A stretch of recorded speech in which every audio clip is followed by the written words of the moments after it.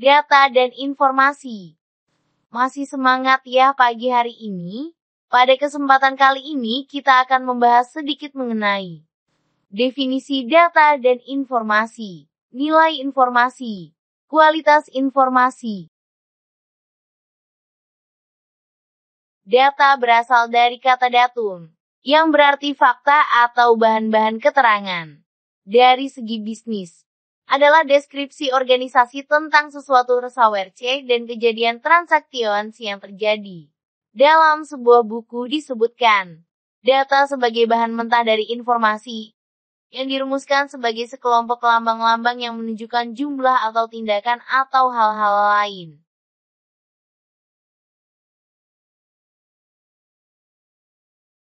Data adalah baku informasi didefinisikan sebagai kelompok teratur simbol-simbol yang mewakili kuantitas, tindakan, benda, dan sebagainya. Data terbentuk dari karakter dapat berupa alfabet, angka, maupun simbol khusus. Informasi adalah data yang telah diolah menjadi bentuk yang berguna bagi penerimanya dan nyata, berupa nilai yang dapat dipahami di dalam keputusan sekarang maupun masa depan, atau sesuatu yang menunjukkan hasil pengolahan data yang diorganisasikan dan berguna kepada orang yang menerimanya. Sedangkan menurut Robert Anthony dan Johan Dearden adalah suatu kenyataan data, item yang menambah pengetahuan bagi penggunanya. Menurut Stephen A. Moskov dan Mark G. Simkin adalah kenyataan atau bentuk-bentuk yang berguna yang dapat digunakan untuk pengambilan keputusan bisnis.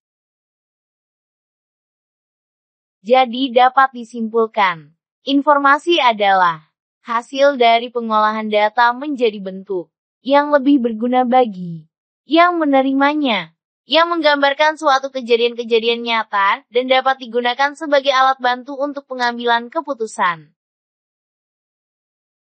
Dengan mempelajari definisi antara informasi dan data, teman-teman dapat mengetahui perbedaan informasi dengan data, di mana informasi itu sifatnya subjektif dan tergantung pada si penerima informasi tersebut. Sedangkan data sifatnya objektif dan tidak tergantung pada siapapun. Sehingga jika dihubungkan di sini akan membentuk sebuah proses.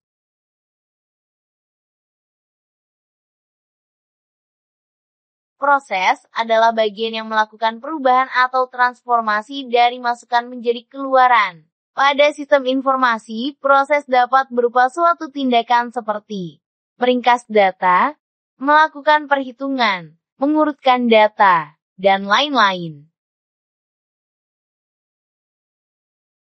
Untuk mengukur nilai informasi bisa ditentukan oleh manfaat informasi dan biaya mendapatkan informasi.